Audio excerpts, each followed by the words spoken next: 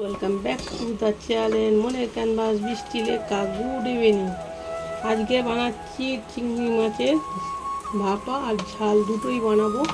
কোনটা বেশি খেতে ভালো লাগে সেটাই দেখার বিষয়। আমি প্রথমে আজকে সাদা সর্ষে নেই বলে কালো সর্ষে, পোস্ত, কাঁচা লঙ্কা পেস্ট করে নিয়েছি। চিংড়ি মাছগুলো দিয়ে দিলাম। এবারে সর্ষের তেল, লবণ দিয়ে ভাপাতে দেবো। আর এখানে আছে চিংড়ি মাছের কালিয়া করব। চলো দেখতে থাকো কোনটা খেতে ভালো হয় সেটাই দেখার বিষয়। এর মধ্যে লবণ আর তেল দিয়ে দিয়েছি। এবারে একটুখানি মাখিয়ে নিই ভালো করে, দিয়ে এবার ভাপাতে দিয়ে দিই। আর উপর থেকে দুটো কাঁচা লঙ্কা ভেঙে দিয়ে দেবো। একটা বেশি গাঢ় করিনি, একটু ঝোল করছি, মানে একটু জলটা বেশি পড়ে গেল, প্লাস ভাত দিয়ে খেতে সুবিধা হবে বলে করছি। চলো এইখানে দেখো লবণ তেল দিয়েছি, দুটো কাঁচা লঙ্কা দিয়ে দিয়েছি। এবারে ভাপাতে দেবো, আর কোনো কাজ নেই।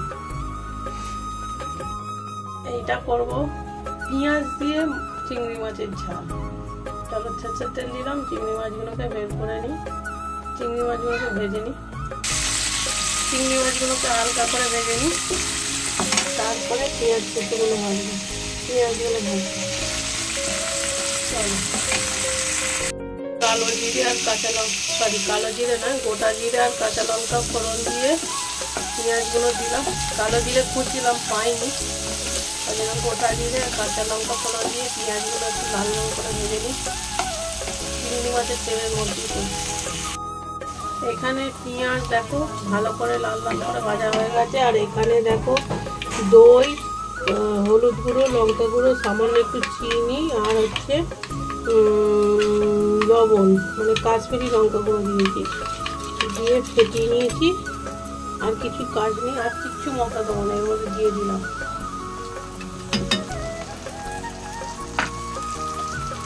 আগেই বলছি সিম্পল পদ্ধতিতে করবো।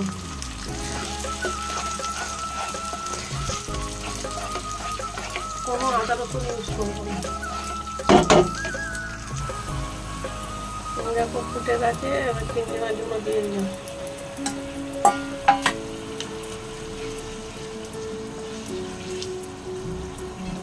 দেখো লাস্টে একটু গরম মশলা দিয়ে দিলাম, লবণ মশলা দিয়ে এবার বন্ধ করে দিলাম।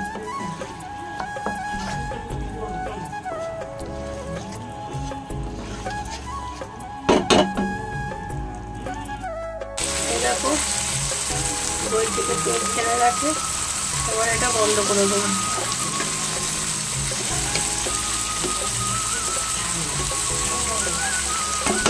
এরকমভাবে চিংড়ি মাছের ঝাল করে দেখো কেমন লাগে।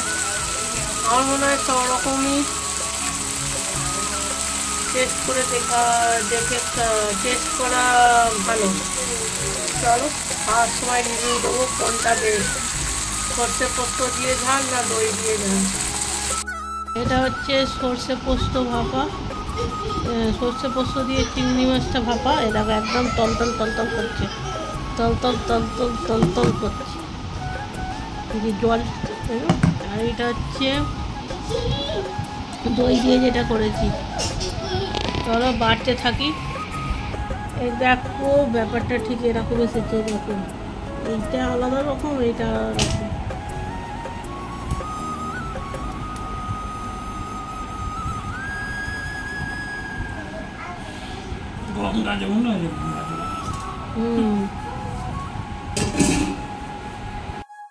যাই হোক, আমি রিভিউ দিই, ও বলছে রিভিউ দেবে না, বললো আমাকে তো সেই ভালোই বলতে হবে, আমি রিভিউ দিই কেমন হয়েছে।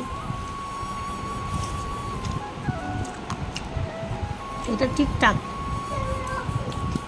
এটা দেখি।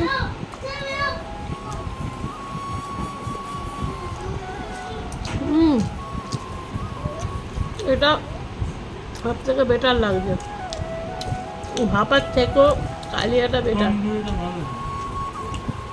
চলো খেয়ে নিই, টাটা বাই বাই। এরমভাবে ট্রাই করবে, খুব সুন্দর হয়েছে খেতে।